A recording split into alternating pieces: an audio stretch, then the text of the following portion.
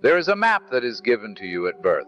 It is not a map you ask for, but it is placed in your hands with the best of intentions. It is a very clear map. It shows a single, wide, well-paved road. This road is called the path. The path has all the destinations clearly marked: the town of good grades, the city of a sensible career, the valley of marriage and a family, the quiet retirement village of a life well lived. From your first steps, you are encouraged to walk this road. Your parents walk it, your teachers walk it. Everyone you know is traveling in the same direction on the same predictable path. It is safe, it is approved of, and if you stay on it, you will be rewarded with acceptance and security. But for some, a strange thing happens. As they walk the path, they begin to hear something. It is not a loud sound. It is a faint, distant music coming from the deep, untamed forest that runs alongside the road. The music is strange, and it follows a rhythm that no one else seems to hear. Carl Jung understood this experience. He knew that the path is the life of the collective, the life of the persona, but the music is the call of the way. The way is your own unique individual life waiting to be lived. And he knew the most crucial moment in any person's development is when they have to choose between the safety of the path and the soul-deep pull of that mysterious music. We will walk the path together and understand its seductive comforts. We will listen for the music and understand what it is calling us towards. And we will find the courage to take the most terrifying and important step of all, the step off the known road and into the wild, unmarked forest of our own being. Because, as Jung taught, the moment you abandon the path is the very moment you finally find the way. Let's first speak about the path with the respect it deserves. It is not an evil road. It is a structure built to protect us. Society creates these paths to help us function together. Think of it like a great train on a fixed track. When you are on the train, the journey is smooth. You don't have to worry about steering. You don't have to read a map. You can simply look out the window, enjoy the scenery, and trust that the train knows where it is going. All the other passengers confirm your choice. Isn't this a wonderful train, they say. We are all heading to the same beautiful destination. This is the power of the collective. It removes the terrifying burden of individual choice. By following the rules, get the degree, take the job, buy the house, you are rewarded with a sense of belonging. The ego, the conscious part of your mind, loves the path. It is predictable. It is measurable. It allows the ego to feel successful and in control. But this safety comes at a price. The price is a kind of polite numbness. You live a life that is pre-approved, pre-packaged. You are handed a script at birth, and your role is to play the part of a good son, a successful professional, a responsible parent. You say the lines you are supposed to say. You make the choices you are supposed to make. And while you may be applauded for your performance, a part of you knows it is just that, a performance. The soul begins to suffocate under the weight of this inauthenticity. For many, this is enough. The sound of the train on the tracks is comforting, and the music from the forest is never heard. But for others, the journey on the train begins to feel hollow. You look around at the other passengers, all smiling, and you feel like an actor in a play. You look at the destination on your ticket and you feel a quiet dread. This is not where you wanted to go. You realize you have been a passenger for your entire life, but you have never once touched the controls. This is the moment the music from the forest becomes impossible to ignore. This call from the wilderness is the voice of what Jung called the self. The self is the total you, your conscious mind, and your vast, wise, unconscious. It is the center of your soul. While the ego wants safety and approval, the self wants only one thing: wholeness. It wants you to become the unique, complete individual you were born to be. The call of the self comes in two forms. Sometimes it is an earthquake. This is the falling apart we spoke of in our first video.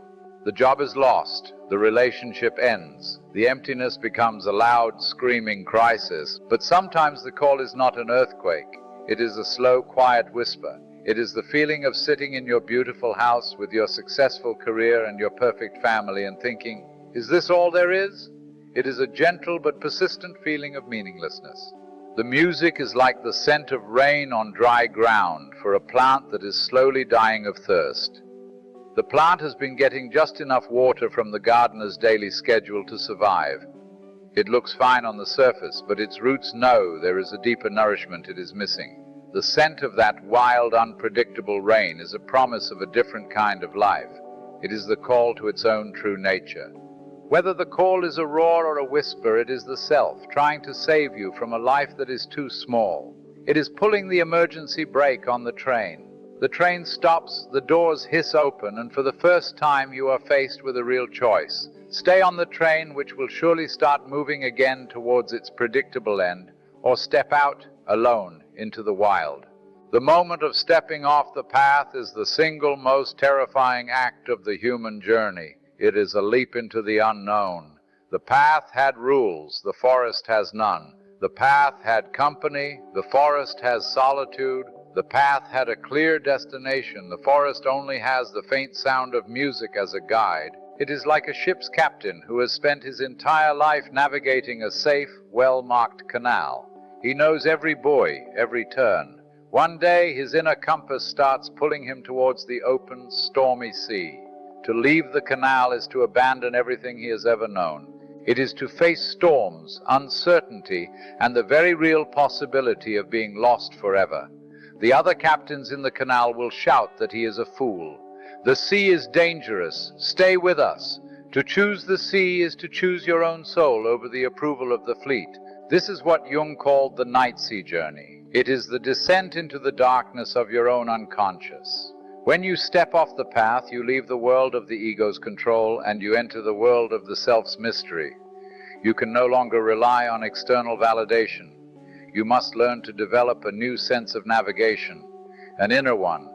So, if there is no map in the forest, how do you find the way? This is where the real work of individuation begins. You must learn to read the signs that the self provides. You must learn to listen. The first step is to understand the new relationship between your ego and the self. The ego is the captain on the deck of your ship. He is essential. He is the one who holds the wheel, who reads the immediate waves, who manages the crew. But the self is the quiet, mysterious astrologer, hidden in the highest tower of the ship. The astrologer doesn't care about the daily waves. He only watches the stars. He holds the ancient cosmic map. A foolish captain ignores the astrologer. He thinks he can navigate the vast ocean with his own eyes. He shouts, "I am in control of this ship." But a wise captain learns humility.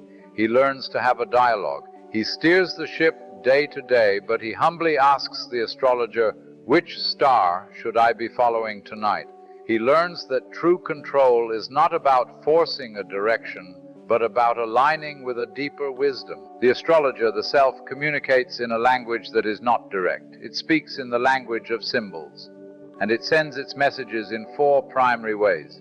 First, through dreams. A dream is not random nonsense. It is a letter, a weather report sent to you from the deepest part of your own being. It contains vital information about your inner world.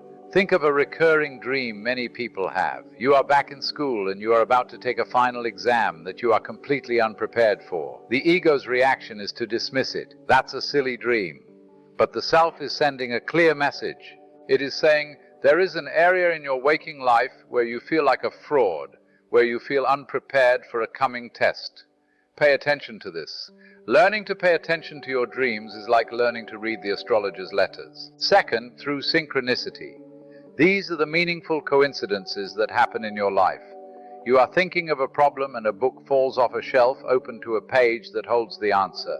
You are wondering if you should contact an old friend and they call you that very moment. These are not magic. Think of it like tuning an old radio. Most of the time the dial is filled with static, but you are looking for a specific station. As you slowly turn the dial, suddenly for a brief moment the music comes through clear and strong. Synchronicity is like that. When your inner state, your question, your need is perfectly tuned, it can suddenly receive a clear signal from the outer world. It's a sign that your inner and outer worlds are aligned. It is a wink from the universe telling you to keep going. Third, through your body. Your body is a compass. It is not an intellectual tool, it is a feeling tool. Your mind can be tricked. It can rationalize anything, but your body does not lie. An animal in the wild doesn't think, "I believe there may be a predator nearby." It feels it. There is a tension, a change in energy, a primal instinct to run or to freeze. Your body remembers this ancient language that your modern mind has forgotten. When you are considering a decision that is aligned with your way, your body will often feel a sense of lightness, of expansion, of energy.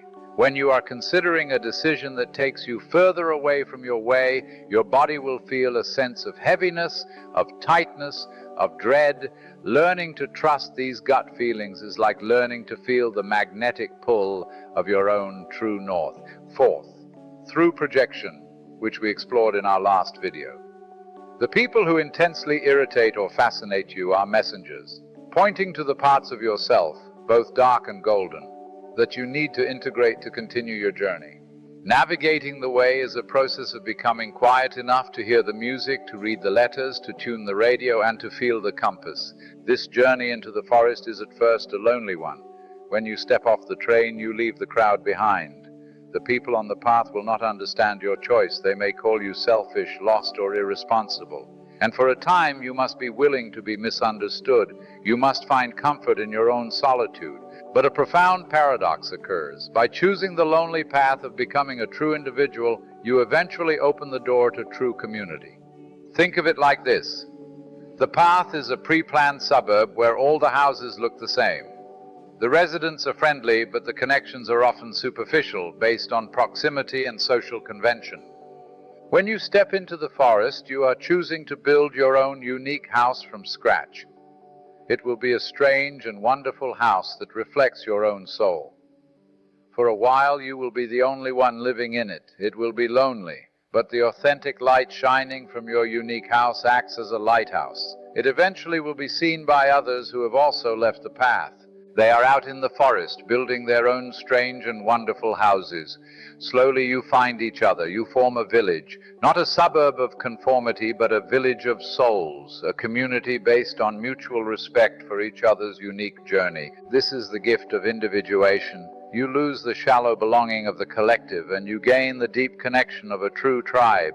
You no longer need to wear a mask to be loved. You are seen, and you are respected for who you truly are.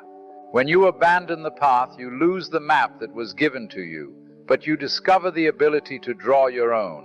You lose the approval of the crowd, but you gain the respect of your own soul. You lose the feeling of safety, but you gain the feeling of being truly, deeply alive. And the way is not an easier road. It is often harder, but it is the only road that leads back to yourself.